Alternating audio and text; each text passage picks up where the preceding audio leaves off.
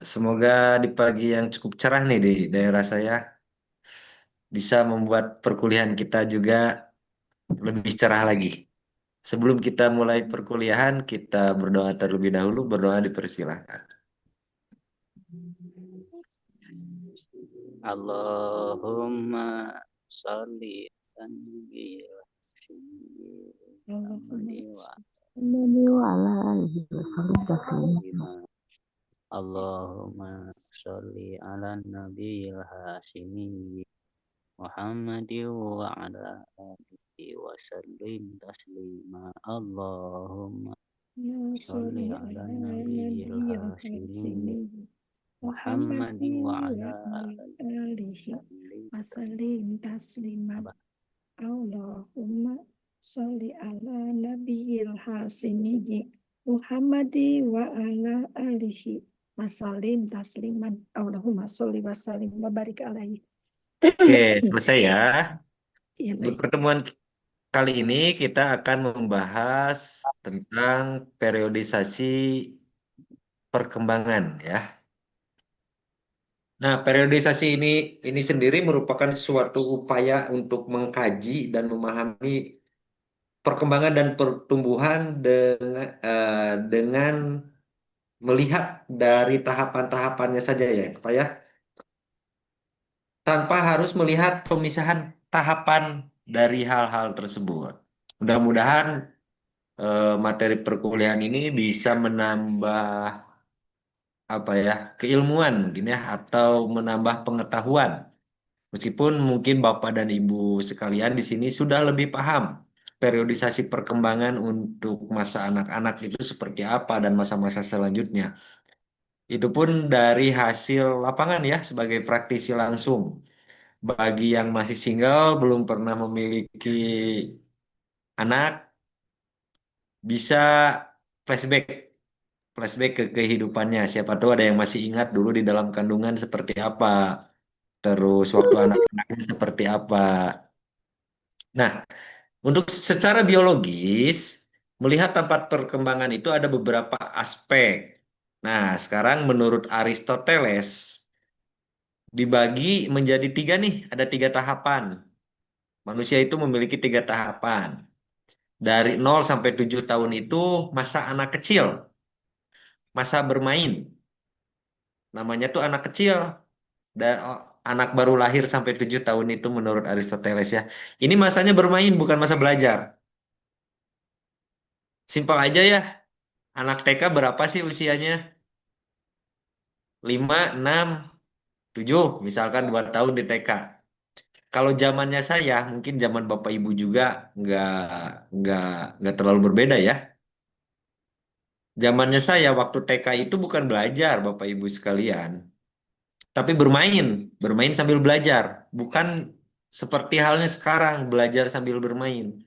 Kan sekarang syarat masuk SD itu udah bisa baca tulis, udah bisa berhitung. Bahkan saya lihat kelas 1 itu kalau nggak salah ada bahasa Inggris atau apa ya pelajarannya itu. Terus hitungan matematiknya juga sudah berbeda. Padahal menurut Aristoteles itu usia 0 sampai 7 tahun itu baru bermain. Jadi ketika anak masih pengen bermain ya dipersilahkan saja. Bahkan kalau pengalaman saya ketika anak saya males nih, kelihatan males banget dia untuk sekolah TK, ya nggak usah sekolah. Toh dia masa-masanya bermain. Karena kalau masa-masa ini nanti ada maladaptif atau tidak selesai, takutnya terbawa ke masa-masa berikutnya. Contoh sekarang beginilah, anak SMP bolos mabal, anak SMA bolos mabal. Kan ketika anak-anak itu bolos, mindset mereka pengen bermain, nggak mau belajar. Maka yang kita pertanyakan, bukan kita pertanyakan kenapa anak itu di masa tersebut, tapi bagaimana anak tersebut di masa anak-anaknya. Apakah tercukupi masa-masa bermainnya? Apalagi di era sekarang ya, di era digital. Ibu-ibu Gen Z ini ketika anaknya nangis nih rewel, kasih HP, suruh nonton YouTube di masa-masa bermainnya itu. usia 3 tahun, 4 tahun, serba YouTube. Terus ketika dia harusnya bermain sama teman, sibuk dengan HP-nya masing-masing. Mungkin anak-anak zaman sekarang udah nggak tahu apa tuh sepak bola, apa tuh apa ya permainan zaman dulu tuh, permainan lucing garong. Gatrik Bagaimana- pada sen. Apa? Gatrik. Gatrik, gatrik yang gimana ya? Masa saya nggak tahu ya? Pecele, Pak dosen, Sama Kak pecele. Iwan. Ah, gitu. Pencele saya tahu. Sonda. Kalau gatrik yang Sonda. gimana? Kayaknya kita beda beda bahasa deh. Kayaknya ya hal-hal seperti itu. Kapintrong. Ah, kapinterong. Sapintong. Kan kalau anak-anak zaman dulu, ya seperti saya kan anak-anak zaman dulu, Bapak Ibu sekalian juga anak-anak zaman dulu, paham itu semua. Bahkan ketika bermain sepak bola pun paham bahwa satu tim itu 11 orang. Katakan 15 orang lah sama cadangan atau 20 orang sama cadangan. Kalau anak-anak zaman sekarang bermain bermain bola itu sendiri pun bisa atau bahkan paling banyak 2 orang bermain bola itu. Di PS kan bermain bola nggak 11 orang, 2 orang aja udah cukup. Nah, dari permainan-permainan seperti itu mengajarkan setiap anak bagaimana dengan gotong royongnya, bagaimana dengan kebersamaannya. Kalau sekarang kan mana? Nah, gitu ya. Terus berikutnya, 7 sampai 14 tahun itu masa belajar.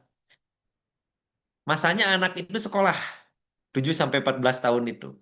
14 tahun itu sekitar SMP ya. Ya, masa-masa Iya, SMP lah. SMP. SD sampai SMP. Jadi semangat. Ketika masa anak-anaknya udah cukup bermainnya, udah cukup puas lah katakan ya. Insya Allah sampai SMP tuh anak tuh semangat sekolah, bukannya malah dia bolos, loncat pagar lah dan sebagainya.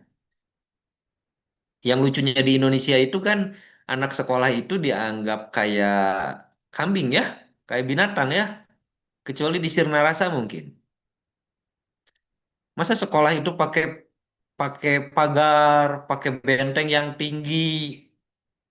Kalau di Sirna Rasa mah kan nggak ada benteng, nggak ada pagar. Karena sebetulnya usia anak sekolah ketika mereka sudah puas dengan bermain dan mereka menyadari inilah masa-masa belajar, sudah tidak usah dibenteng, dipagar lagi, mereka nggak bakalan ada yang bolos, apalagi yang manjat benteng.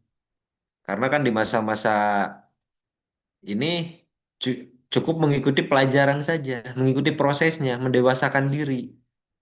Kemudian di usia 14 sampai 21 ini nih yang cukup rentan menurut saya. Merupakan masa peralihan dari masa kanak-kanak menuju masa dewasa, di mana masa ini disebut masa remaja. Masa remaja ini banyak sekali eh, gangguannya.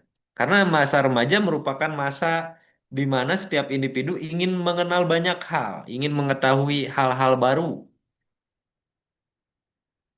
Mungkin di sini ada yang masih usia remaja atau semuanya sudah masuk di dewasa. Karena Ada dewasa, lansia, Pak. Pak dosen. Oh iya. Kalau Kang Iwan nih usia remaja ya atau dewasa, Kang Iwan? Saya Nah, remajanya 30 tahun yang lalu, Pak dosen. oh 30 tahun yang lalu Pak Damsir ya. Ya berarti Kalau saya, cuma saya kalau doang ya saya yang masih dewasa, Pak. Belum oh udah remaja. dewasa ya. Kita kayaknya saya sama Pak Iwan dewasa awal ya, baru belajar nih di dewasanya. Nih kalau kita flashback Seumuran aja kita, Pak. atau ada yang punya anak di usia remaja mungkin ya, ada di sini yang sudah punya anak usia remaja atau bahkan cucu di usia remaja. Nah, Ada. di usia ini betul-betul harus kita amati, kita arahkan, bukan dilarang. Ingat, ketika orang dilarang di usia remaja, ketika dilarang kan mereka akan melawan.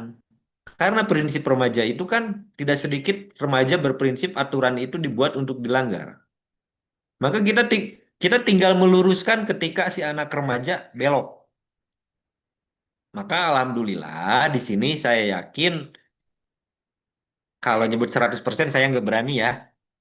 Saya yakin mayoritas yang punya anak ataupun cucu usia sekolah pasti ada yang di pesantren Sirna Rasa. Atau di pesantren-pesantren mana saja lah. Nah, pondasi agama, terus dasar agama itu sangat mempengaruhi, sangat kuat. Dan bukan hanya pondasi agama, aturan negara pun itu sangat menjadi pondasi kuat. Kenapa dikatakan pondasi kuat? Kita tahu di usia remaja itu kan, apalagi saya nggak tahu ya di daerah lain, daerah Tasik, Bandung lah yang saya pahami, Jogja, beberapa kota-kota besar, di usia remaja itu mereka itu sudah menjadi koboi jalanan, so jago, ingin mencoba, apalagi yang saya pahami di sini ada yang dari Jogja kan. Yang saya pahami di Jogja itu di usia masuk SMP SMA itu mereka mulai merasa so jago jadi koboi jalanan. Bahkan mereka itu penasaran bagaimana sih rasanya membunuh orang. Sudah bagaimana rasanya, sudah tidak berbicara lagi bagaimana rasanya minuman keras, tapi membunuh orang. Buktinya banyak, ada yang namanya kelitih. Kelitih itu anak-anak remaja, bahkan teman-teman saya pun ada beberapa aktor kelitih. Ketika memasuki usia dewasa, mereka mulai berpikir, ngapain sih melakukan hal tersebut? Nah, disinilah pentingnya pendampingan dari orang tua. Atau lebih jauhnya lagi, di sekolah pentingnya seorang guru bimbingan dan konseling. Atau sangat butuhnya itulah pembimbing guru mursyid. Karena apa? Pondasi agama ini loh nggak boleh. Menurut negara aja begini loh hukumnya, hukumannya. Di sini ada beberapa bapak atau ibu yang berbasis sarjana hukum, bahkan magister hukum juga kan. Nah, ketika itu mulai ditanamkan, aturan agamanya seperti apa, aturan negaranya seperti apa, maka di usia remaja ini tidak akan terjadi maladaptif, tidak akan sampai terganggu kesehatan mentalnya. Di sini pentingnya pendampingan orang yang lebih dewasa. Nah, berikut menurut Aristoteles ya dibagi menjadi 3 bagian. Nah, ada menurut Sigmund Freud. Sigmund Freud malah lebih spesifik membagi masa pertumbuhan itu menjadi 6. 6 masa nih, di mana dari 0 sampai 1 tahun itu adalah masa oral katanya. Di mana masa oral ini mulut sebagai daerah yang dapat memberi kepuasan. Jadi anak usia 0 sampai 1 tahun tuh segala macam dimasukin aja ke mulut. Bahkan mainannya pun dimasukin ke mulut. Sering kan ibu-ibu repot nih. Ada anak masukin apa aja ke mulut langsung dikeluarin, keluarin, keluarin. Ya betul, kalau berbicara barang-barang keras dimasukin ke mulut kan jangan sampai tertelan. Tapi yang lebih ekstrim lagi biasanya ketika ada anak ngemut jempol ya biasanya. Ngemut jempol dilarang, nggak boleh, nggak boleh, nggak boleh. Kenapa sih nggak boleh? Berbicara kesehatan Pak, nanti bisa diare, bisa sakit. Tangan kan kotor. Terus kenapa nggak dibersihin aja tangannya, biarin aja dia menikmati masa oralnya. Karena nanti setelah masa oralnya terlewati, maka anak tersebut sudah nggak mau ngemut-ngemut lagi. Jangan sampai dilarang-larang, nanti terjadilah ketika usia remajanya ngerokok gitu ya. Karena masa oralnya nggak selesai. Yang dulu masa ngemut jempolnya dilarang-larang terus, masa remaja dia merasa bebas ngemut rokok. Nah, di masa oral ini nih harus selesai menurut Sigmund Freud di usia 0 sampai 1 tahun ini harus selesai. Nah, paling pendampingan orang tua, bersihkan tangannya, jangan tangan yang kotor. Bersihkan dulu, biarin aja dia ngemut. Lalu kemudian di usia 1 sampai 3 tahun itu adalah masa anal, di mana daerah anus sebagai daerah yang memberi kepuasannya. Anus itu apa sih?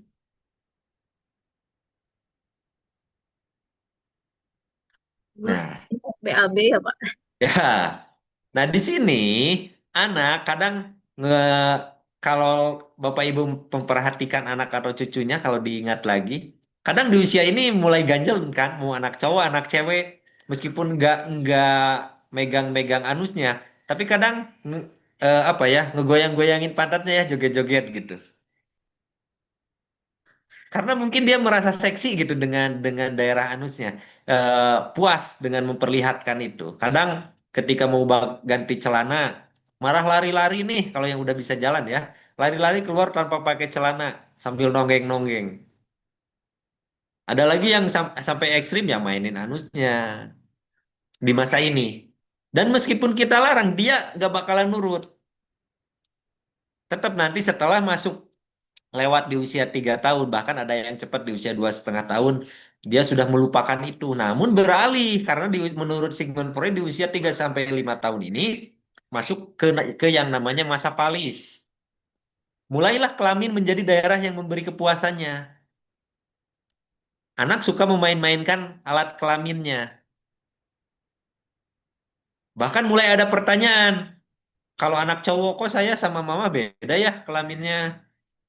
Kalau yang perempuan seperti itu, maka di usia seperti ini ya anak itu sebetulnya kalau mau mandi bareng laki-laki dengan laki-laki, perempuan dengan perempuan, karena sudah mulai membandingkan, bahkan memain-mainkan alat kelaminnya. Apalagi kalau anak cowok ya, anak laki-laki di usia ini 4 tahun, 5 tahun misalkan pengen pipis di mana aja dibikin angka 8. Kalau nggak dibikin Itu, angka 8, pipis sambil lari-lari. Masih itu ingat nggak Iwan itu, Bapak? Pak dosen Iwan dulu begitu Iwan. Begitu enggak. ya. Ja- Itu Zaman itu dulu kalau zaman pasti. sekarang, itu gampang tegangan tinggi gitu. Kalau dulu mah beda. Kalau kalau zaman-zaman dulu ya saya rasakan anak laki-laki itu seperti itu. Entah anak perempuan seperti apa ya. Tapi kadang-kadang ya itulah memain-mainkan alat kelaminnya. Kalau itu dilarang-larang, bahaya nanti usia remaja memainkan alat kelaminnya sendiri atau kelaminnya orang. Hati-hati. Perempuan lebih parah perempuan. Perempuan lebih parah ya. Mungkin nanti ada yang berpendapat di masa Palis ini perempuan seperti apa nih hasil pengamatannya. Kalau saya ya punya anak perempuan di usia ini ya kadang dia bertanya-tanya gitu. Nah di sini juga kalau kita mau memposisikan bagaimana anak tidak pakai popok, disinilah di usia ini harus mulai kita ajarkan toilet. Karena kan dia sudah mulai bermain dengan alat kelaminnya, bahwa pipis itu dari sana. Dan kita ajari ke toilet, bagaimana cara buang air supaya tidak ketergantungan dengan pampers popok ya. Ya tahu sendirilah semuanya sekarang harga pampers lumayan ya, lumayan menguras. Nah, kemudian di usia 5 sampai 12 tahun menurut Sigmund Freud ini merupakan masa laten. Semua dorongan ditekan ke bawah sadar. Mulai ini senang berhayal ke masa ke alam bawah sadarnya. Bahkan di usia 5 sampai 12 tahun ini Bapak Ibu semua masih ingat gak? Coba flashback semua lah kita jangan jangan nanya anaknya atau cucunya. Masih ingat gak Bapak dan Ibu sekalian di usia 5 sampai 12 tahun atau sekitar ya TK SD lah. Cita-cita Bapak Ibu sekalian pengen menjadi apa?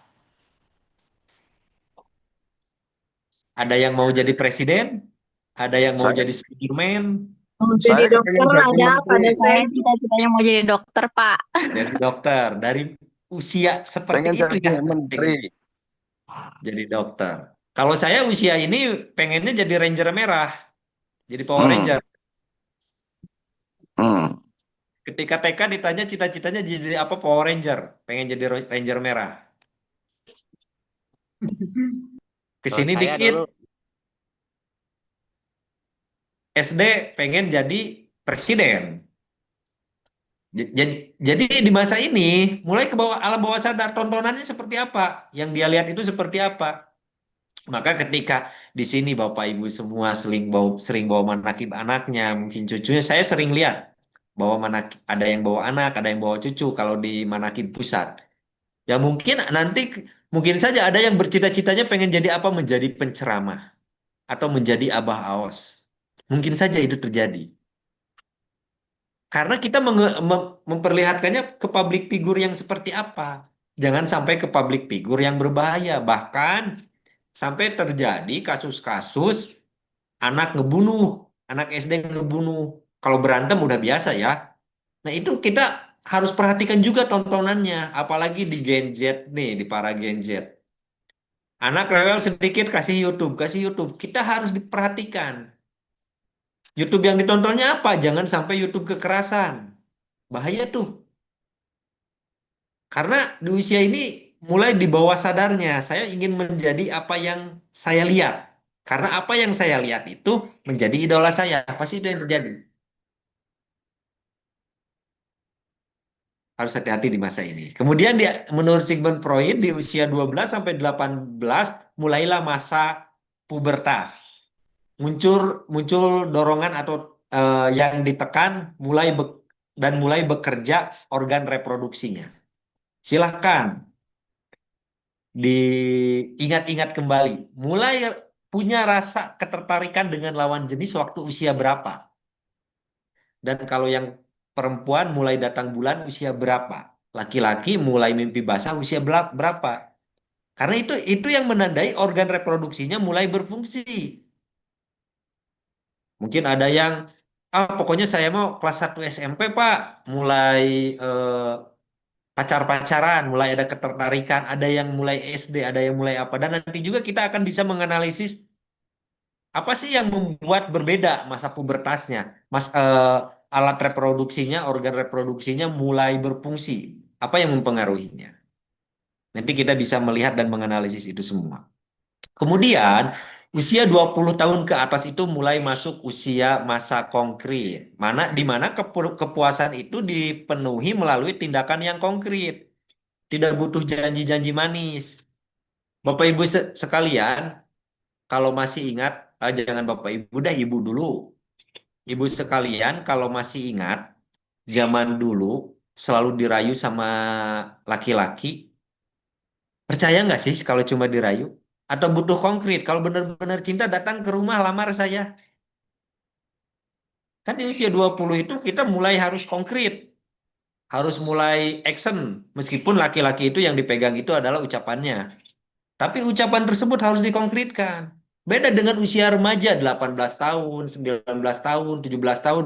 Ketika dikasih janji itu percaya aja. Maka bapak-bapak sekalian, perempuan yang paling gampang dibodohin itu di usia 20 tahun. Kalau mau jadi playboy, cari perempuan yang di bawah usia 20 tahun.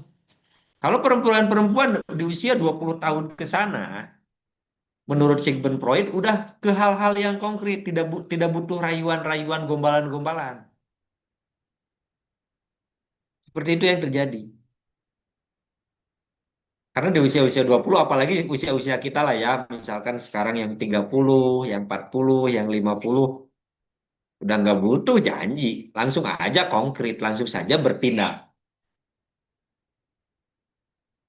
Next, menurut Krismer, nah tahapan ini, kalau menurut Krismer, tahapan perkembangan itu dibagi menjadi 4. Tadi menurut Sigmund Freud, sekarang menurut Krismer, di mana menurut Krismer ini, 0 sampai 3 tahun itu merupakan periode pulung 1, pertumbuhan tubuh ke samping, terbuka dan lincah. 0 sampai 3 tahun itu anak lincah. Meskipun anak bukan yang hiperaktif ya, mulai lincah, jojogedan, lari-lari, udah nggak bisa diem aja. Jadi melihat melihat anak tuh kita itu kalau lagi ngasuh udah nggak bisa nyantai di usia ini. Dia lari-lari, apalagi yang rumahnya di pinggir jalan di perkotaan. Harus aja itu mah dipagar. Bahaya nanti lari-lari dia mulai aktif. Ada musik sedikit joget, lincah, lulucuna. Dan pertumbuhan tubuhnya itu ke samping, gemoy-gemoynya. Saya aja ingat anak saya itu usia segini ya agak gemoy lah. Karena tumbuhnya itu ke samping, makanan itu ke berat badan. Kemudian di usia 3 sampai 7 tahun mulai masuk ke masa strekung 1. Dia mulai pertumbuhannya ke atas, mulai tinggi di usia 3 sampai 7 tahun nih. Yang pengen anaknya tinggi, latih renang, olahraga, basket, voli segala macam. Karena di sini cukup bisa dimaksimalkan untuk tinggi. Dan di usia ini anak mulai tertutup, egois, pendiam, mulai Buat agak catatannya, kalem. Pak. Iya, agak kalem selepas usia 3 tahun itu mulai agak kalem. Kalau yang dididiknya dikasih mainannya sama HP, dia mulai senangnya terus sama HP, mulai senang main. Main ngoprek, anteng, mulai anteng. Di usia 7 sampai 13 tahun, ini merupakan lanjutan dari Fulung 2. menjadi Pulung 2, lanjutan dari Pulung 1, masa Pulung 2. Mulai bertumbuh lagi ke samping nih, mulai kekar lah, mulai besar. Tapi dia mulai terbuka dan lincah karena mulai lincah kembali. Seperti halnya di usia 0 sampai 3 tahun, 7 Waalaikum sampai 13 itu warahmatullahi mulai lincah wabarakatuh. lagi, mulai terbuka dengan orang tuanya ngobrol. Kemudian di 12 sampai 20 tahun karena masa ini lanjutan dari Strekung 1, di mana ini merupakan masa Strekung 2. Pertumbuhannya mulai ke atas lagi nih. Biasanya di usia 12 tahun ini mulai anak senang dengan olahraga. Baik itu yang ke voli, ke basket. Buat Pertumbuhannya mulai ke catatannya, Pak. atas agak Ya, cepat untuk ada apa saja tuh tinggi catatannya? badannya. Dan mulai tertutup Tentang egois dan pertumbuhan. pendiam karena sudah masuk masa puber kalau menurut Sigmund Waalaikum Freud. warahmatullahi Anak wabarakatuh. setelah masuk puber kan Waalaikumsalam. mulai ada rasa malu. Tapi egonya itu semakin tinggi egoisnya. Mulai pendiam, dia itu senang menyendiri. Kalau bareng-bareng sama orang tua itu mulai rasa malu gitu. Pengennya sendiri, mandiri menganggapnya. Terus periodisasi secara didaktis yaitu melihat tahap perkembangan dari segi akademis atau pendidikan. Menurut John Amos Comenius, perkembangan anak dibagi menjadi beberapa perkembangan, bukan perkembangan anak ya, perkembangan individu atau perkembangan manusia itu dibagi menjadi 4 tahap. Yang pertama 0 sampai 6 tahun itu adalah masa sekolah materna, di mana sekolah materna ini adalah masa sekolah ibu. Ibu sebagai sumber informasi utama. Nah, sekarang saya mulai bertanya kepada para ibu. Anak ibu-ibu sekalian ngobrolnya, bicaranya pakai bahasa Indonesia, bahasa Inggris, bahasa Jawa, bahasa Sunda. Bahasa daerah intinya. Silahkan. Anak-anak ibu sekalian ngobrolnya, bicaranya sekarang pakai bahasa apa? Bu Rinsun mungkin udah Sedikit. gimana? Izin Pak Dosen. Bahasa Ya, ibu, Pak dosen, bahasa ibu. ibunya berbicara bahasa apa ibunya? Ya, kalau orang Sunda ya Sunda. Kalau orang Sunda, Jawa ya Jawa. alhamdulillah. Alhamdulillah. Campur. Karena campur, Bu Rinsun campur. Kenapa campur, Bu Rinsun? Maksudnya Indonesia sama Sunda gitu. Ya, ibunya gitu campur ya. Iya. Iya sama. Bu Desi juga sama ya. Nah, itu Sama. yang terjadi. Karena begini loh, ada yang lucu. Ini terjadi pada diri saya, kepada anak saya. Saya orang Sunda, istri saya orang Sunda asli. Tapi anak saya nggak bisa Sunda. Jadi waktu masuk SD, TK, mulai bergaul di sekolah, dia agak kebingungan. Karena apa? Saya tidak mengajarkan Sunda pada waktu itu. Saya ngobrol dengan istri aja berbahasa Indonesia. Karena waktu di masa-masa anak saya itu, saya istri tinggalnya itu di Karawang. Mungkin di sini ada yang dari Karawang ya. Tahu kan bagaimana bahasa Sundanya orang Karawang? Sangat luar biasa ya bahasanya, kebun binatangnya pada di bawah. Ya, kasar-kasar gitu sebenarnya. Kasar-kasar. Nah, saya nggak mau anak saya ngobrol kasar. Karena bahaya nih bahasa anak-anak. Kalau sudah kasar, saya memilih bahasa Indonesia dengan bahasa Inggris. Ketika masuk TK, dia nggak tahu bahasa Sunda. Bahkan sekarang aja udah SD, dia ngerti bahasa Sunda, tapi dia nggak bisa membalas jawaban dengan bahasa Sunda. Dia selalu membalasnya dengan bahasa Indonesia. Apalagi pas TK. Bukan saya mau mengagul-ngagul atau membanggakan anak saya ya. Anak saya itu memiliki prestasi bahasa terbaik dalam bahasa Indonesia dan bahasa Inggris. Bahkan dia itu waktu TK itu nggak tahu apa itu warna biru. Warna merah nggak tahu. Dia taunya red sama blue. Kalau makan dengan eating, dia paham. Tapi untuk warna, 100% dia paham warna bahasa Inggris. Bahkan berhitung aja, baru-baru pas di SD dia bisa berhitung bahasa Indonesia. Karena belajarnya berhitung bahasa Inggris. Nah, maka di sini sangat membuktikan menurut John Amos Comenius ini di periode sekolah materna ini betul bahasa ibunya yang digunakan. Maka kalau berbicara dengan bayi itu seperti halnya kertas putih, disinilah peran seorang ibu coreti kertas putih tersebut. Anaknya mau mau dibuat berbahasa apa? Kalau generasi-generasi sekarang saya perhatikan, apalagi Gen Z ya, yang punya anak, anaknya semua bahasa Indonesia, meskipun ibunya orang Sunda, orang Jawa. Karena mungkin sudah terbiasa berbicaranya dengan berbicara bahasa Indonesia. Jangan jauh-jauh ke Jakarta lah. Kang Iwan ya sama orang Tasik itu. Saya ajak Kang Iwan main ke AP. Di AP itu anak-anak muda tuh bahasa Indonesia semua sekarang bicaranya. Entah kenapa ngerasa gaya atau bagaimana. Padahal KDM itu kan bahasa daerah. Di Jawa Barat beliau pidatonya selalu pakai bahasa daerah. Entah kenapa itu yang terjadi ya. Maka masa sekolah ibu itu semua diajarkan dari ibu, bukan hanya bahasa. Ke toilet, belajar membaca. Yang terpenting itu adalah dari ibu, mengaji. Terpenting itu dari orang tuanya, terutama dari ibu. Bukan peran utama itu bukan sekolah, bukan guru sekolah. Tapi peran utama itu adalah ibunya. Semua diajarkan oleh ibunya. Nah, kemudian di usia 6 sampai 12 tahun, di sini merupakan periode atau masa sekolah vernakula, di mana sekolah itu sekolah bahasa ibu, komunikasi dan informasi menggunakan bahasa lingkungan setempat. Nah, mulailah di sini sekolah bahasa ibunya digunakan, lingkungan setempatnya juga digunakan. Mulai adaptasi, seperti anak saya sekarang mulai memahami bahasa Sunda. Kadang saya sering dengar ngobrol dengan temannya, sedikit-sedikit menggunakan bahasa Sunda meskipun campur.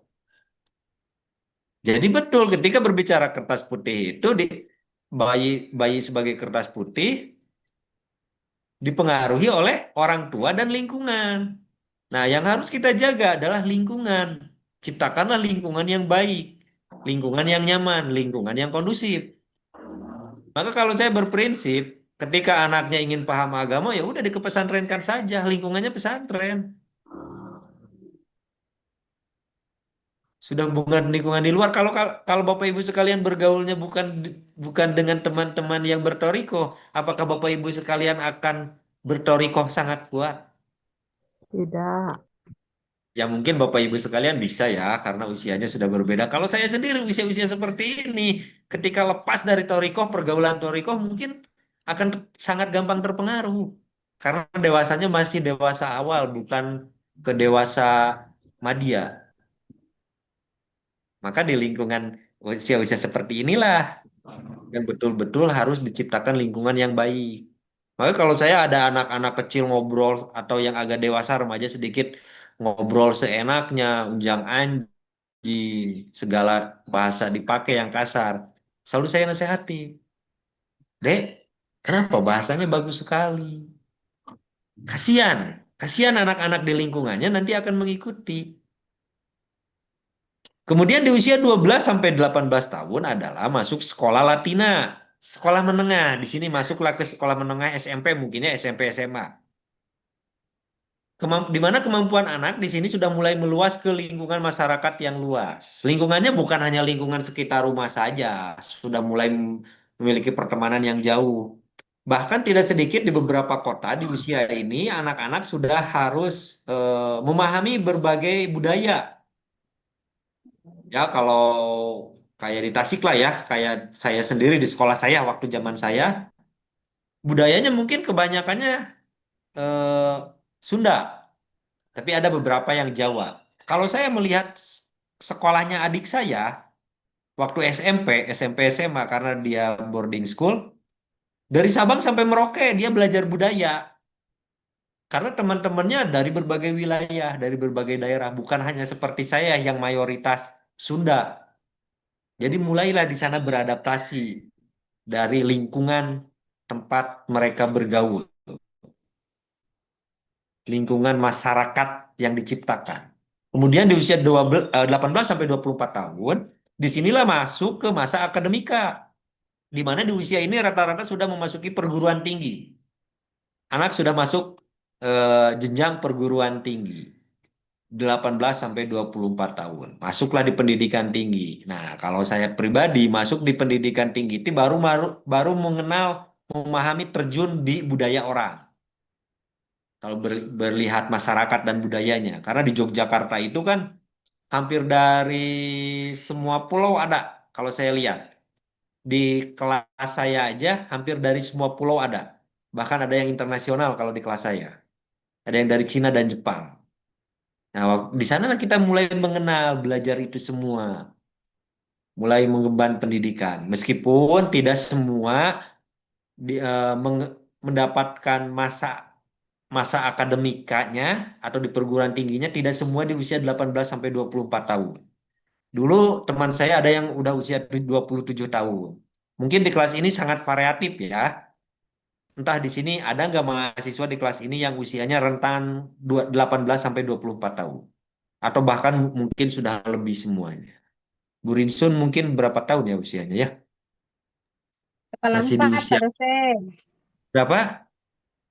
Kepala 4. Oh, udah kepala 4. Oh, iya. Udah, aku 43, insya Allah. 43 berarti sekitar 15 tahun ke depan saya juga segitu, Mbak. Bu, tenang. Nanti saya scroll. Begitu ya. Jadi kalau berbicara di pendidikan tinggi di masa akademika, sebetulnya kalau saya analisis bukan hanya 18 sampai 24 tahun. 18 sampai 24 tahun itu usia normalnya. Tapi dalam mengemban pendidikan, mencari ilmu itu kan tidak ada batasan waktunya. Banyak yang doktoral di usia 70 tahun, yang usia 60 tahun. Kan belajar itu tidak melihat usia. Begitu ya. Berikutnya menurut J.J. Rouse membagi tahapan itu ke 4, di mana usia 0 sampai 2 tahun itu masa asuhan. Jadi disinilah 0 sampai 2 tahun itu siapa yang ngasuh? Yang ngasuhnya baby sister atau ibunya. Maka akan mencerminkan orang tersebut lah di usia 0 sampai 2 tahun itu. Akan membawa karakter pengasuhnya. Di 2 sampai 12 tahun itu masa pendidikan jasmani dan panca indera. Mulailah dia belajar dari cara melihat, mendengar, apa yang dia lihat, apa yang dia dengar, apa yang dia pegang. Maka di sini itu di awal-awal 2 sampai 5 tahun, 6 tahun biasanya kita jangan jangan mengajarkan hal yang abstrak yang dia harus memikirkan. Tapi apa yang dia lihat, apa yang dia dengar dan apa yang dia pegang. Contoh begini. Ini ada kelereng. Ada berapa sih kelereng? Kita ajarkan berhitung tuh dengan melihat mainannya dengan kelerengnya. Atau misalkan ada yang lagi main-main robot-robotan. Dek, robotnya warna apa? Ajarin yang ini warna apa, ini warna apa, ini warna apa. Diajarkan seperti itu sesuai apa yang dimainkannya. Nah, kemudian masuk di 12 sampai 15 tahun masuklah masa pendidikan akal, masuklah masa logika, logical thinking. Jadi ada teorinya kan ya kalau kata Rocky Gerung, gunakanlah logical thinking Anda, jangan menjadi orang yang dungu. Nah, di usia ini mulai masuk pendidikan akal, logical thinking. Bagaimana cara anak berlogika? Kalau kalau Bapak Ibu ingat dan pernah mengalami, suka ada psikotes yang berbicara gambar.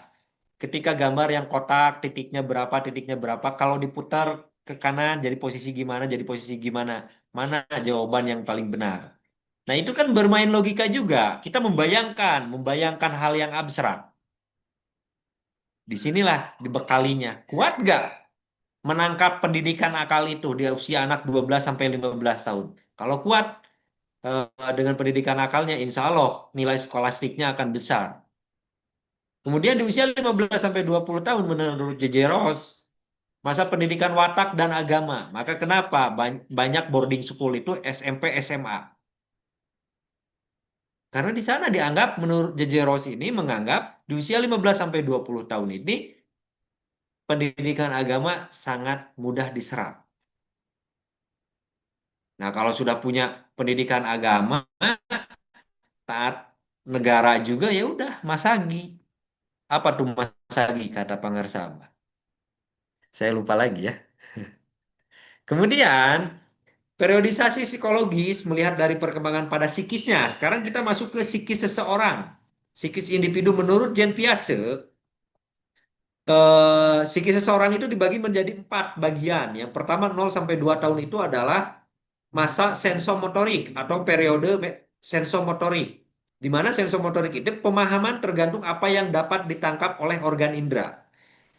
Anak usia 0 sampai 2 tahun akan paham ketika bisa tertangkap oleh organ inderanya. Dari apa yang dilihatnya, didengarnya, dipegangnya, dan lain sebagainya, dan bahkan dihirupnya. Dikatakan wangi itu karena seperti apa?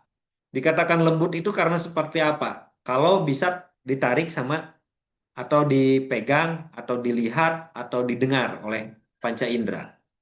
Kemudian yang di usia 2 sampai 7 tahun ini adalah pre-operasional, di mana pemahaman memerlukan alat peraga. Mulailah diberikan contoh, makanya ada contoh misalkan warna biru, jangan kita tanyakan warna biru itu yang bagaimana, lihat kan ini loh warna biru. Mau melatih cara menulis, begini loh bentuk angka 1. Begini loh angka 2. Berhitung pakai alat peraga, jangan 1, 2, 3 seperti itu aja, jangan. Apakah kelereng jadi alat peraganya? 1, 2, 3 di masa ini. Maka kenapa di TK itu harus selalu ada alat peraga? Berbicara warna ada alat peraga warna. Berbicara hitungan ada alat yang harus dihitung. Kemudian di usia 7 sampai 12 tahun atau itu adalah masa konkret operasional. Pemahaman masih terikat pada hal-hal yang bersifat nyata. Konkret, nyata, dialami. Kalau nggak dialami nggak percaya. 12 tahun ke atas mulailah ke formal operasional, mampu berpikir dan memahami hal-hal yang bersifat abstrak, mulai membayangkan. Jangankan di usia 12 tahun ke atas itu, jangankan yang abstrak, yang terlihat aja bisa dibayangkan. Maka kenapa di usia 12 tahun ke atas, katakan usia SMP lah, kenapa ada aturan di SMP itu, SMP, SMA gak boleh pakai pakaian yang ketat, kayak lepet. Karena kan lawan jenisnya akan mulai mampu berpikir dan memahami sifat-sifat yang berupa abstrak. Ketika melihat yang eh, ngepres, ketika melihat yang kayak lepet, dilihat dibayangkan, wah luarnya aja kayak gini, apalagi dalamnya. Nah itu di sana dari Jean Piaget. Bapak Ibu sekalian mohon dipahami, diingat semuanya karena mungkin ini nanti di UTS akan keluar. Misalkan sebutkan periodisasi psikologis menurut siapa misal. Atau periode perkembangan, periode pendidikan.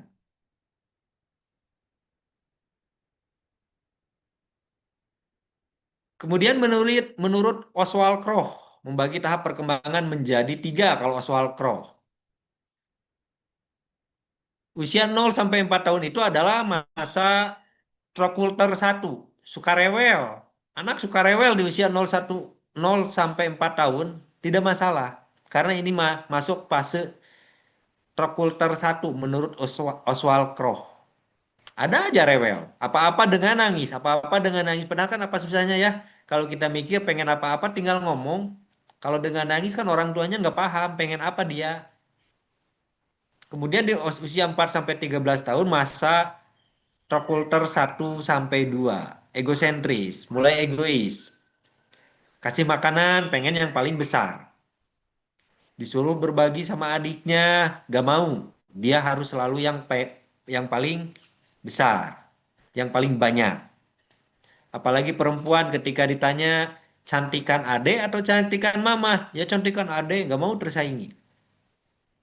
Kemudian di usia 13 sampai 21 merupakan fase Trosulter 2 sampai 3, ini adalah menantang. Ini usia remaja. Usia remaja itu menantang. Apalagi kalau dia ada yang menantang, lo jual gua beli. Di usia di atas ini kan dia aturan mulai mengikuti. Kalau di usia ini nggak mau mengikuti. Di sini saya pengen tahu nih yang punya motor. Siapa sih? bapak atau ibu di sini yang punya motor gak pakai kaca spion? Ada nggak? Bapak ibu di sini yang pakai motor gak pakai kaca spion? Padahal Pakai spion semua, itu Pak. pakai Pakai semua. semua. Alhamdulillah ya, ikut Ya, aturan negara ya. ya, ya, Ya, Pak. Ya, keamanan, keselamatan, keselamatan. Kalau saya sih nggak pakai spion. Karena kalau saya prinsipnya, saya itu move on, nggak lihat ke belakang. Bercanda itu, Mas. Nah, di usia ini kenapa Cakep. sih seorang anak sekolah dibeliin motor baru lengkap, spionnya langsung dibuka, atau knalpotnya diganti yang brongbong, karena ya rasanya betul. memaksa. Aturannya harus pakai spion, Ya, harus itu pakai waktu knalpot Bilangnya standar. ribet Pak dosen, bilangnya ribet. di Ribet sekolah, kan Pak ya, dosen. Baru STM itu, Pak dosen. ber-STM. Ribet Kelas lah 1 segala SD. macam. Padahal itu semua sudah disesuaikan sesuai pabrik. Pakai helm, aturan harus pakai helm. Dia mining-mining nggak pakai helm. Aduh, Mau lebar nih belok rambut aja udah dikrimbat. pakai mau belok aja pakai kaki, Pak dosen, nggak pakai sen. Lebar Gak pakai golok Pak dosen. sendal kan. Sennya dicopot. Mau Nggak belok ada itu sennya, nggak Pak pakai dosen. sen. Tapi yang lebih keren ibu-ibu ya. Mohon maaf ibu-ibu nih. Mau Sen belok kanan, belok kiri. sen kanan belok ke kiri. Sen kiri belok ke kanan. Nah ini kan hal-hal Begitulah menantang ibu. dari usia 13 sampai 21 itu ketika ada aturan apa malah menantang. Sebaliknya. Jelas-jelas rambut tuh gak boleh gondrong ya. Anak SMP, SMA. Dia malah tetap aja digondrongin. Rambut itu gak boleh dimerah-merahin. Dimerahin. Loh, mun kulitnya bodas. Kulitnya hidung kayak saya makan hawuk nu puguh. Ah, ah. Menurut Oswald Crowe ya itu. Teorinya yang didapat oleh seorang Oswald Crowe. Di Tak usia sekian sindiran itu. gerak Pak dosen. Tah. Gimana? Selalu menentang begitu ya. Terus menurut Konstem, tahapan itu dibagi 4. Jadi pertemuan ini kita akan membagi beberapa tahap, mempelajari berbagai tahapan individu menurut beberapa pakar ya, beberapa ahli. 0 sampai 2 tahun itu masa vital, kehidupan sangat sensitif, labil. Bahkan sampai kematian ya, di bawah usia 2 tahun itu masih sangat rentan lah. Masih sensitif dengan penyakit, masih labil usia-usia anak seperti ini tuh. 2 sampai 7 tahunnya itu fase estetika, pengembangan rasa keindahan. Mulailah senang dia dengan keindahan ke alam. 7-14 tahun fase intelektual, pengembangan akal, rasio, dan penalaran. Logical thinkingnya mulai jalan. Maka kenapa di usia ini di sekolah suka ada hafalan, terus pelajaran yang dengan akal, rasio, intelektualnya mulai dikembangkan dan fase sosial di 14 sampai 21 tahun. Di mana hubungan sosial ya di fase sosial ini mulai mulai dibangun. Karena di usia ini juga tadi menurut Sigmund Freud adalah masa puber. 14 sampai 21 tahun itu masa sosial. Cuma bedanya di Konstam ini lebih bahasanya ke sosial, bukan masa puber. Disinilah mulai anak itu atau individu itu mulai mengutamakan eh, komunitasnya, mengutamakan pertemanannya dibanding berkumpul dengan keluarga. Maka di usia ini kadang pengen nginep di rumah teman, pengen nginep di rumah teman. Ya itu yang terjadi karena dia lebih senang bareng-bareng temennya. Ketika ada acara main sama temen dengan main sama keluarga dia lebih berat condong ke main sama temennya bukan sama keluarganya di usia remaja ini karena jiwa sosialnya sedang dibangkitkan. Nah untuk pemantiknya seperti itu aja mungkin ada yang didiskusikan ada yang mau bercerita pengalaman Bapak saya waktu usia sekian saya merasakan begini begini begini begini usia sekian begini silahkan atau di usia sekarang apa yang dirasakan perkembangan apa yang sedang dirasakan gitu. Pertumbuhan apa secara psikologis maupun secara fisik. Itu hanya sebagian ya untuk periodisasi perkembangan. Mungkin ada dari tokoh-tokoh yang lain. Jelas ada, bukan mungkin ya. Ada dari beberapa tokoh yang lain untuk periodisasi perkembangan ini. Mungkin Bapak Ibu sendiri bisa searching, mencari-cari, mempelajari lebih lanjut lagi. Untuk pemantiknya saya cukupkan sekian. Silakan kalau ada yang didiskusikan atau berbagi pengalaman.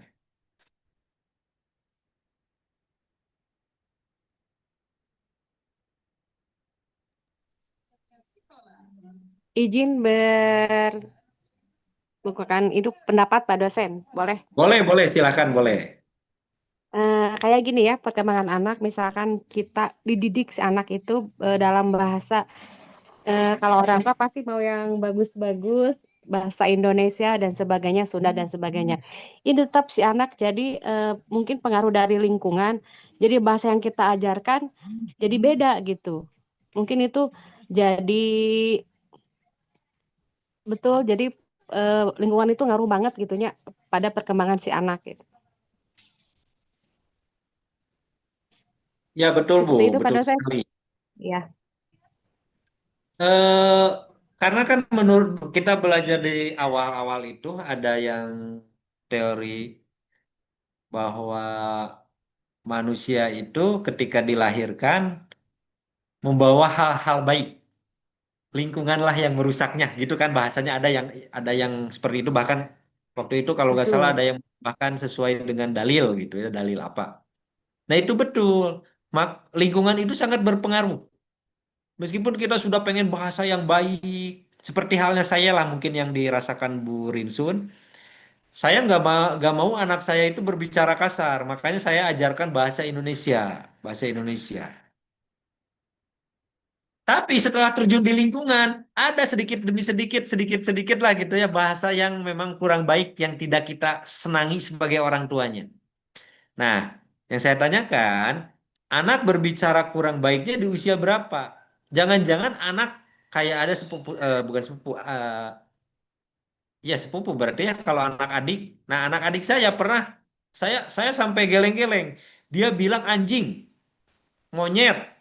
Aduh, kok ini anak jadi ngomong kayak gini? Padahal anak kecil belum pernah keluar. Apakah ayahnya ngobrol gini? Apakah ibunya gitu ya? Ternyata dia itu menyebutkan apa yang dia tonton. Dia pernah nonton anjing. Dia pernah nonton monyet. Bukan ngata-ngatain kita anjing atau monyet. Jadi intinya di YouTube ada anjing, di YouTube ada monyet. Nah, hal itu juga kita harus pahami. Oh, ke sana arahnya. Bukan niat berkata kasar. Nah, kalau memang sudah berkata kasar di usia anak 7 tahun ke sana lah ya. Apalagi usia remaja, yaitu makanya kita yang harus membuat pondasi itu kuat supaya dia tahu mana yang benar, mana yang salah menurut agama dan negara gitu. Kalau Dek, begini loh, kalau berkata anjing itu kalau melihat anjing bilang anjing ya betul. Tapi kalau bilang anjing ke manusia atau ke hal yang tidak disenangi, nah itu kurang baik. Kita jelasin, kasih pemahaman. Sehingga meskipun dia paham, katakan dengan teman-temannya bahasanya kasar, tapi kepada orang yang lebih tua dia masih hormat dengan kata-kata yang lembut. Kalau bahasa Indonesia yang sopan, bahasa Jawa, Jawa yang kromo. Kalau sudah halus, misalkan begitu. Betul sekali itu Bu Rinsun untuk lingkungan masyarakat di mana tempat dia bergaul, di tempat tinggal dia, itu sangat berpengaruh besar. Bahkan menginjak masa anak-anak ke atas, lingkungan akan memiliki pengaruh yang lebih besar dibanding keluarga, dibanding ibu dan ayahnya. Maka kita ciptakan lingkungannya. Kita yang harus pandai-pandai menciptakan lingkungan yang baik. Contoh misalkan dia pengen main ke luar, ke rumah temennya. Kenapa tidak? Kita undang aja temennya ke rumah. Dengan seperti itu kan kita bisa mengawasi dari segi bahasa. Kalau ketika ngobrolnya di ruang tamu atau di kamarnya bahasanya kurang enak, kan bisa kita koreksi.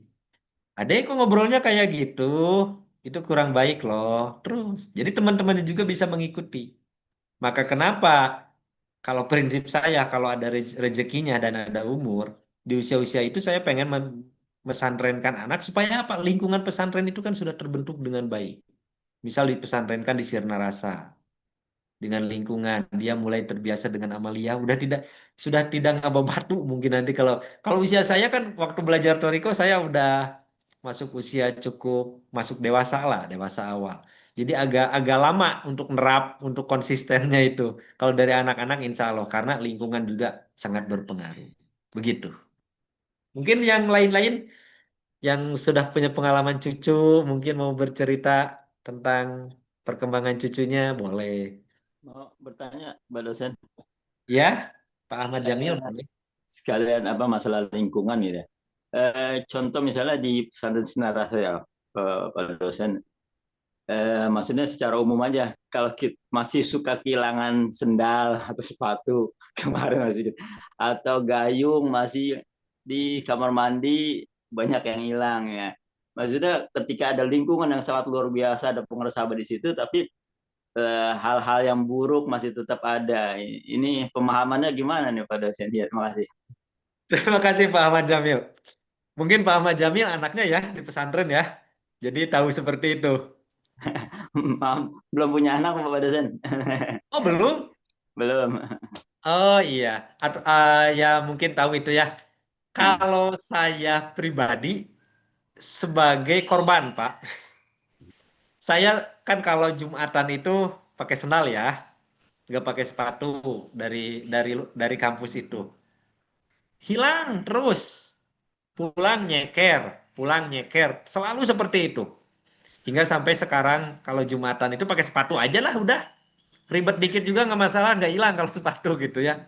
Sempat punya cerita waktu itu dosen, ada sekitar berapa dosen, 10 dosen lah kurang lebih. Pagi-pagi itu kita beli sendal baru, terus Jumatan. Begitu pulang, semua pulang ke kampus gak pakai sendal. Ada sekitar 10 dosen apa berapa dosen ya waktu itu, banyak lah pokoknya. Sendal hilang semua cuma hitungan jam dari baru. Nah, saya juga, itu kan pesantren itu bagi saya itu lingkungan yang, karena saya nggak pernah pesantren ya Bapak Ibu semua, saya tidak pernah merasakan bagaimana hidup di lingkungan yang sangat suci mungkin ya di pesantren itu. Entah kenapa tuh. Dan itu bukan hanya di Sirna Rasa saja. Kalau saya ngobrol sama alumni-alumni pesantren gitu ya, para santri baik om saya, teman-teman di lingkungan, atau para dosen yang pesantren tidak di Sirna Rasa sebelumnya, katanya itu tradisi sejak dulu entah kenapa. Ya, Pak Padahal kan dosen. kalau gimana Pak Jamiluddin? Ya, betul Pak dosen. Semua terjadi itu di setiap pesantren seperti itu. Ya, nah saya juga aneh. Pesantren itu kan pasti mengajarkan mencuri itu nggak boleh. Ya kita kasarkan aja lah di sini ya mencuri gitu bahasanya. Mungkin itu kan nggak boleh. Jangankan menurut agama yang di pesantren fokus dengan pendidikan agama, menurut negara aja nggak boleh itu kan. Bu Susi Bu Susi Milikiti mungkin lebih paham ya untuk aturan negaranya pasalnya mencuri itu seperti apa. Nah, hal ini entah entah kenapa yang terjadi. Apakah karena itu di rentang usia remaja, karena aturan itu tidak boleh memakai barang orang sembarangan, maka dia tentang, atau bagaimana? Cuman hampir di setiap pesantren katanya itu yang terjadi. Saya juga belum gimana ya? Sudah sih, sudah coba meneliti di permukaan, tapi belum secara mendalam, belum mendapatkan jawabannya kenapa sampai terjadi tradisi itu, karena padahal itu nggak boleh. Nah, kalau saya amati ngobrol dengan teman-teman mungkin di pesantren Salaf, saya sering ngobrolnya dengan para para santri pesantren Salaf. Jadi katanya seorang santri itu merasakan kebersamaan. Bahkan sampai barang pun barang temennya ya barang dia ya barang temennya. Katanya sampai ada seperti itu kalau di pesantren karena merasakan kebersamaan, lapar-lapar bareng, kenyang-kenyang bareng katanya. Jadi mungkin mungkin nih analisis saya, barang pun barang bersama prinsipnya. Padahal kan kalau Jumatan ya banyak orang luar. Meskipun sama-sama Ikhwan Toriko, santrinya pengersa Abah semua, tapi kan ada yang gak pesantren ya, ada yang kehel oge gitu. Entah apa tuh Pak Ahmad Jamil, saya belum belum bisa menjawab kenapa sih sampai terjadi seperti itu. Kenapa sih sampai terjadi habit seperti itu? Karena saya selalu yakin siapapun kiainya alirannya apapun alirannya, mau di Toriko, mau di NU, mau di MU atau di Persib, saya rasa semua tidak ada yang kiai semua tidak ada yang mengajarkan menghalalkan untuk mengambil barang orang lain. Karena sudah jelas menurut agama dan negara itu mengambil barang orang lain tanpa izin kan tidak boleh ya. Entah bagaimana tuh sampai terbentuk itu secara alami ya, berarti secara alami menjadi tradisi di pesantren. Entah bagaimana tuh, cuman hal itu memang Memang benar, hal Pak sepele. dosen. Gimana? Iya, memang benar begitu, Pak dosen. Udah menjadi tradisi dan Iya, saya juga sebagai orang tuanya udah menjadi seni.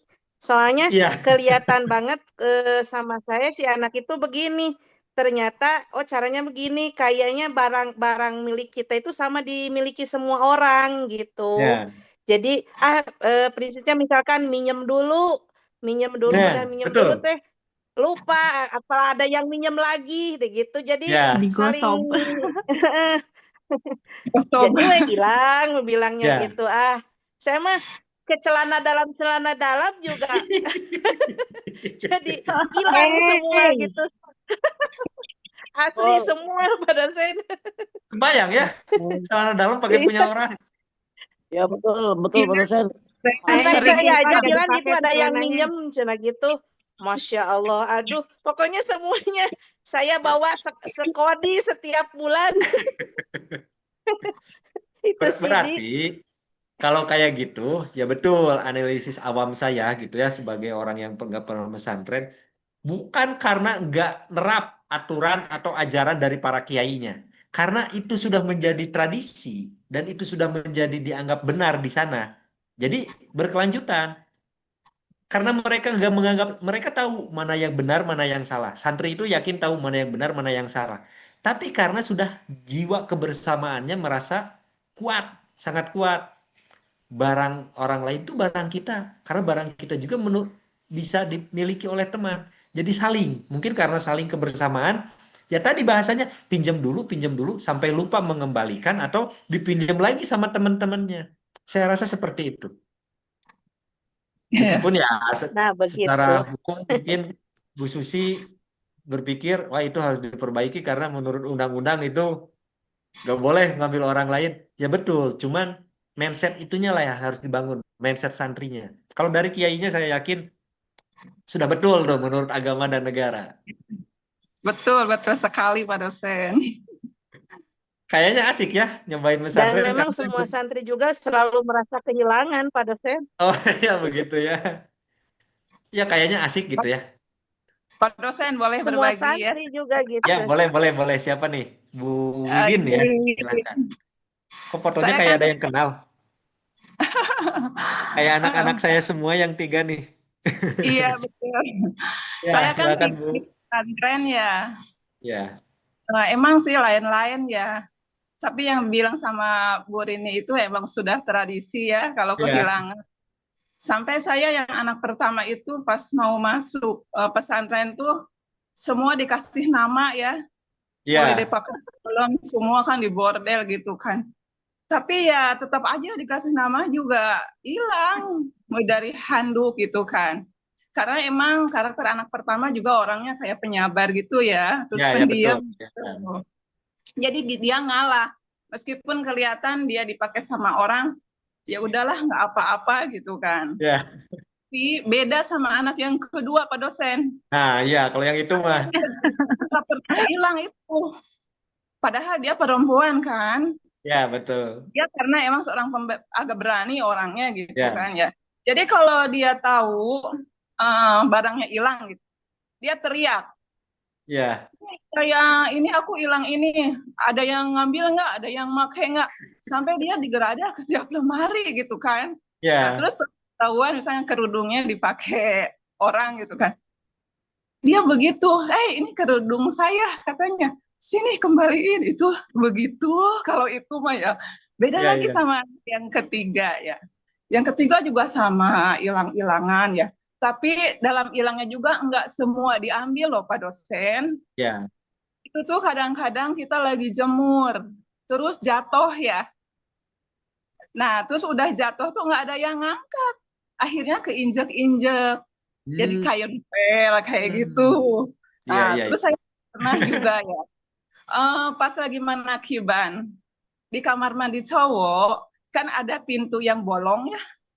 Nah, itu tuh Iya. ditutupin pakai anduk. Ternyata anduknya nama anak saya gitu. Ya Allah. Nah, semua itu udah saya Iya, bicarakan iya. dengan mentor kan, dengan para ini pembimbing di sana. Ya balik lagi, semua ini adalah ujian gitu kan ya. Karena memang ya karakter yang di pesantren kan tidak semua orang yang baik ya. Ya, Ada betul. yang orang tuanya udah merasa kewalahan gitu, pingin baik Hmm. gitu, makanya dimasukin ke pesantren. Nah, kalau anak-anak kita kan keinginan sendiri kan, di Iya, iya. pesantren itu ingin lebih baik ya, mulai dari akhlak gitu kan, Iya. semuanya gitu kan, agamanya gitu kan, fondasinya pengen baik. Tapi kan tidak semua seperti itu. Ada yang orang tuanya udah kewalahan karena orang Iya, tuanya betul. sibuk gitu kan, di rumahnya pada kerja.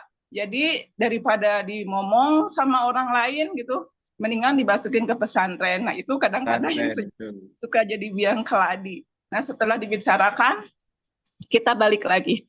Semua ujian emang buat kita. Jadi kalau Iya. sebenarnya telepon, bahkan anak saya yang pertama tuh uang aja sampai hilang tuh. Uang waktu belum sempat dititipin ke mentor kan hilang tuh. Iya. Kita udah dikomunikasikan. Jadi ujung-ujungnya ujian buat kita untuk kita lebih sabar. Akhirnya Iya. kita ya Allah, semoga dimudahkan gitu kan. Apalagi kalau ngedengar lagi sakit, kehilangan itu, Iya. kehilangan ini, kita mendapat berita seperti itu kan kita orang tua tuh khawatir ya. Ya mungkin hikmahnya untuk kita bisa lebih mendekatkan diri kepada Allah gitu kan. Ya, betul. Munajat kepada Allah, ya Allah titip anak saya Abah gitu kan, suka begitu ya, titip semoga di dalam lindungannya gitu kan. Jadi benar-benar ujiannya luar biasa ya Pak dosen, anak di pesantren Ya. tuh nguji kesabaran. Jadi kalau berdoa ya Allah mudahkan rezekinya biar bisa kebeli lagi gitu. Iya, betul. Begitu Pak dosen. Mungkin Ya. itu ya berbagi pengalaman anak-anak yang di pesantren gitu. Terima kasih Pak dosen. Ya, sama-sama Ibu. Nah, jujur saya kalau sering dengar seperti itu, saya kadang berpikir gini, kok saya dulu kenapa sih nggak mau pesantren? Kayaknya asik hidup di pesantren. Jadi mengalami gitu hal-hal, katakan hal kebersamaan dengan teman, hal kehilangan merasakan. Karena kalau kehilangan di sirna rasa sebetulnya kuncinya kan itu. Kita itu jangan terlalu menyayangi ciptaan ya.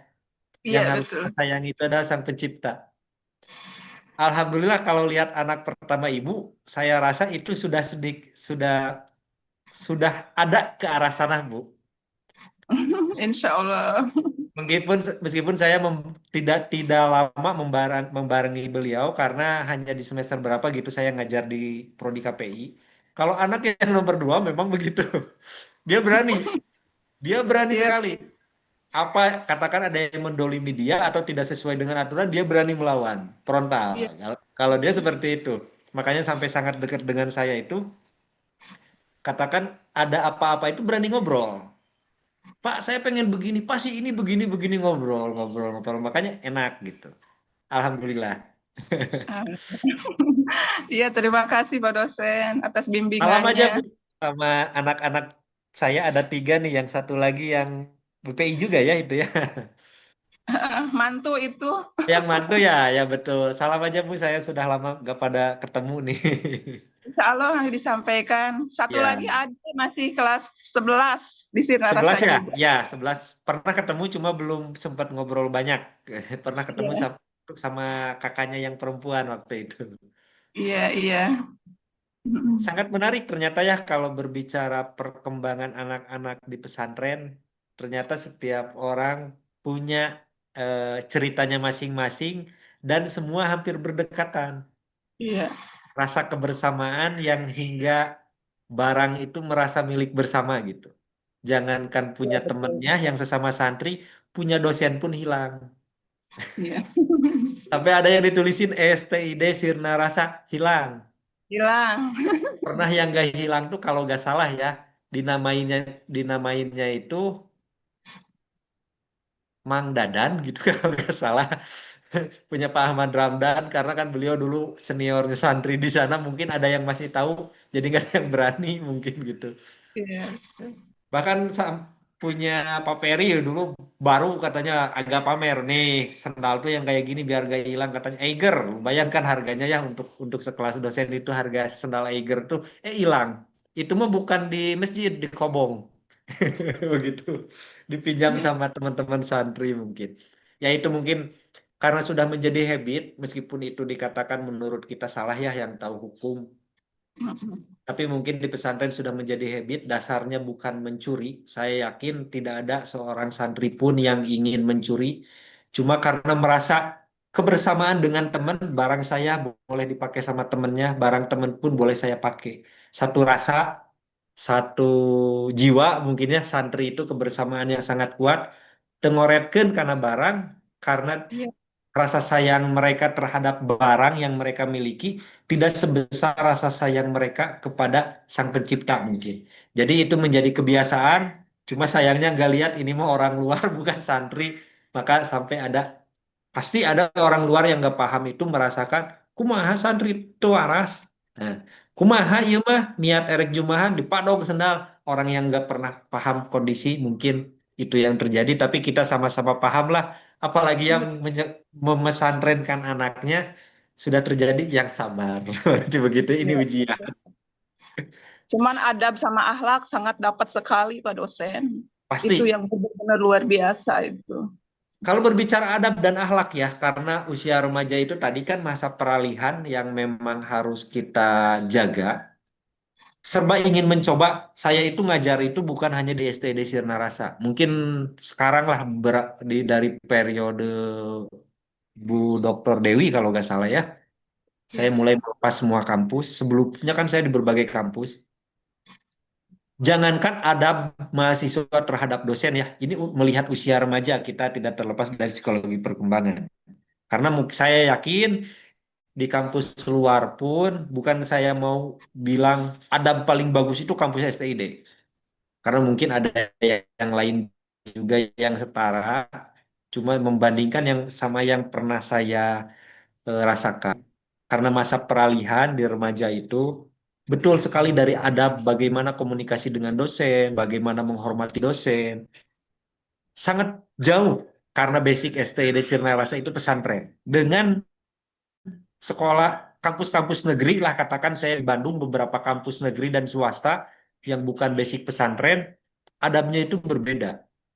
Jangankan adab cara mereka berpakaian pun berbeda. Mana ini kampus, mana ini ke mall, jelas. Iya betul. Saya nggak ada di Sirna Rasa, siswa Sirna Rasa tidak menggunakan kerudung apalagi pakai rok mini.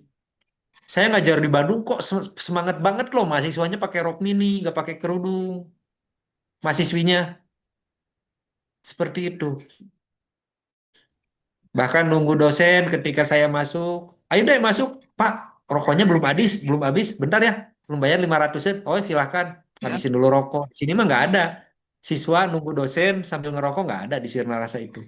Di depan kelas. Nah mungkin dari adab, karena ya mau tidak mau kita harus akui STID Sirna Rasa yang menuju sama ini berbasis pesantren, udah gitu aja. Maka adabnya sangat luar biasa. Anak-anak Bu Wiwin aja ketika bertemu dengan saya, sekarang sudah alumni, sudah pada jadi orang sukses, masih sangat hormat. Saya sangat senang. Dan siapapun alumni kalau ketemu, masih menganggap dosen. Padahal kan sudah jadi alumni gitu ya. Sudah pada sukses, masih sangat menghormati. Kalau di luar, Bapak Ibu, mungkin Bapak Ibu juga lah paham lah, apalagi yang di perkotaan. Di luar tuh udah kayak nggak kenal aja sama dosennya juga. Kalau adab sangat luar biasa, alhamdulillah ya kita didekatkan dengan Syekh Mursid, pengersa apa Aos, dan kita diadakan di lingkungan Sirna Rasa, alhamdulillah, dan Bapak Ibu semua bisa bergabung di STID Sirna Rasa yang sebentar lagi menuju sama. Alhamdulillah ya kita bisa mengemban tanggung jawab yang sangat mulia ya. Baik saya sebagai dosen, Bapak Ibu sendiri sebagai siswa-siswi, dan mungkin di sini ada wakil talkin atau siapa yang memiliki tugas mulia dari pengarsa Allah. Ini ada chat nih, harus saya baca dulu ya sebentar. Maaf gak on cam, Pak dosen lagi pindahan rumah Bu Rinsun. Oh iya Bu Rinsun, silakan. Terima kasih sudah ikut hadir kuliah meskipun dalam kesibukan pindahan rumah. Kapan nih kami para dosen, teman-teman mahasiswa diundang ke rumah barunya untuk ngaraliwat ya, syukuran tentunya. Jangan lupa di absen ya, Bu Rinsun ya di sisa-sisa kesibukannya. Pak Dena, izin bertanya Pak dosen, bagaimana membedakan anak usia 0 sampai 3 tahun yang aktif normal dengan hiperaktif? Ya gampang aja. Sebetulnya istilah aktif normal, hyperaktif itu bagaimana orang menilai sih, Pak Dena ya? Karena di orang awam, di masyarakat, ada anak aktif sedikit aja, wah hiperaktif sih ya mah. Wah hiperaktif, kita harus tahu dulu batasan hyperaktif dan aktif tadi. Aktif normal katakan. Tapi kalau berbicara, kita tidak bisa hanya mengobservasi gini. Kalau berbicara dalam psikologi, saya tidak akan menjawab hanya dengan observasi, oh dia mah hiperaktif, oh dia mah aktif biasa. Saya tidak akan menjelaskan bagaimana dengan melihat dari mata, dari observasi. Ada alat ukurnya khusus, ada alat ukurnya, ada alat tes namanya. Cuma sayangnya di laboratorium BPI kita belum memiliki alat tesnya. Ada alat tesnya mengukur hiperaktif, aktif, biasa atau bagaimana? Ada. Dan itu bisa kita ciptakan dah. Kalau kita nggak dapat beli dari pimpinan, nggak disupport, kita ciptakan itu. Saya lagi menciptakan beberapa alat tes dengan teman-teman mahasiswa di semester 5. Kalian juga nanti akan membuat itu. Bisa mengukur hiperaktif dan aktif. Nanti kita penilaiannya mau menggunakan skala apa? Indikator dari aktif, indikator dari hiperaktif itu seperti apa? Bisa kita tentukan. Nah, begitu ya. Maka saya tidak akan jawab bagaimana cara membedakannya. Membedakan yang akurat itu dengan alat tes. Nah, begitu. Terus Bu Eli, izin Bapak bagaimana mengatasi anak yang menentang dan kurang disiplin usia 17 tahun? Menghadapi anak yang seperti itu, jangan karena saya belum pernah memiliki anak yang usia seperti itu ya. Kalau mau berbicara pengalaman. Kalau yang saya rasakan, saya pribadi, saya juga sama. Tipe anak menentang di usia 17 tahun. Di usia remaja, saya tipe anak yang menentang dan tidak disiplin. Yang saya lihat dari perlakuan orang tua saya, karena orang tua saya seorang pendidik ya, seorang guru. Beliau-beliau itu tidak pernah mengekang saya, tapi beliau-beliau itu selalu menunjukkan mana yang baik, mana yang buruk. Mana yang sesuai aturan agama dan negara, mana yang tidak sesuai dengan aturan agama dan negara. Karena kan di usia 17 tahun ini, di usia remaja sudah tahu mana yang betul, mana yang salah. Mana yang benar, mana yang salah. Tinggal kita kasih penjelasan. Kalaupun orang tua memberikan aturan, gak boleh ini, gak boleh ini, tinggal kita jelaskan. Kenapa mama atau papa tidak mengizinkan begini-begini? Karena untuk kebaikan adik. Supaya begini, begini, begini. Tinggal ngobrol, konseling. Di sini belum ya praktek konselingnya. Kita ajak ranah ke konseling. Kayaknya kalau nanti saya angkatan ini harus lebih ke Mas, sambil zoom deh. harus fokus ke konseling keluarga ya. Konseling keluarga, bagaimana cara konseling yang baik pendekatannya untuk anak. Karena kita kan sudah belajar teori dan teknik konseling itu ada berbagai pendekatan. Tipe anak kita di usia 17 tentunya kan ini yang bertanya bahkan untuk semua, untuk tipe anaknya masing-masing. Kecuali pengajar, banyak kecuali seorang guru BK katakan pegang 150 siswa, 150 tipe anak. Nah, ini untuk orang tua sudah paham kan? Oh, seperti tadi Bu Wiwin, anak pertama saya begini, anak kedua saya begini. Otomatis Bu Wiwin itu akan memperlakukan anaknya dalam mendidik selalu berbeda. Karena nggak bisa nggak sama semuanya. Kita kenali dulu karakternya bagaimana, senangnya menentang, dia nggak disiplin. Orang yang tidak disiplin itu karena kebiasaan tidak disiplin. Bisa nggak kita arahkan supaya disiplin? Supaya menjadi biasa? Bisa. Bisa kita disiplin. Bahkan ada yang namanya reward and punishment. Kalau dia bagaimana kasih reward, kalau dia bagaimana kasih punishment. Punishmentnya pun juga jangan yang memberatkan anak kita. Diskusi aja. Untuk mendisiplinkan itu paling gampang kalau menurut saya mengatasi disiplin dengan kebiasaan. Emang Bapak Ibu semua ketika sebelum ditalkin atau awal-awal ditalkin sudah berzikir. Emang sudah tepat waktu sebelum kenal sirna rasa untuk sholatnya. Mohon maaf ya, bukan saya mau mengoreksi. Ini sebagai gambaran saja. Saya aja sebelum ditalkin dikir nggak pernah dikir. Daik sholat ya alhamdulillah. Setelah sholat cepet-cepet lari karena ditungguin teman untuk sepak bola ke lapang. Kalau sekarang kan setidaknya sesibuk apapun habis sholat dikir tilu. Setidaknya. Karena apa? Itu sudah dijadikan kebiasaan, menjadi disiplin lah. Bapak Ibu sekalian, kalau lagi ada di sirna rasa, saya tanya, sholatnya Ya, awal waktu nggak? Karena awal waktu ya. Kalau di Awal rumah, waktu, Pak. di luar sirna rasa, Allah Pak. Usahakan awal alhamdulillah, waktu. awal waktu, awal waktu. Karena apa? Dibiasakan. Di tarekat itu kan, di tarekat itu, sholatlah awal waktu. Setelah itu dikir 165. Kalau lagi sibuk, boleh boleh 3, nanti diganti di waktu berikutnya, ditambahkan. Kan seperti itu. Maaf ya Kalau Bapak, sudah sebentar. terbiasa. Ya, ini yang saya tanyakan kebetulan saya punya anak didik itu usia remaja dan sebetulnya anaknya itu perempuan ya Pak. Tapi Ya, memang dia itu kalau dikasih tahu ya baru mau ngeyel. dipapatahan nurut. Terus udah beberapa minggu gitu Lupa lagi lagi. kembali lagi. Nah, seperti itu Pak. Anak didik di sekolah, Bu, atau anak angkat? Enggak, ini kan saya di sini di lembaga LKSA ya Pak. Tapi Ya, anak-anaknya diajari mengaji gitu waktu maghrib sama subuh gitu. oke. Anak-anak usia SMK Pak. Ibu kan nggak mendampingi 24 jam ya. Kita harus tahu background keluarganya bagaimana.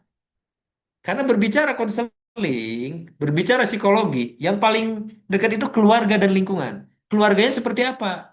Jangan-jangan itu katakan anak broken home.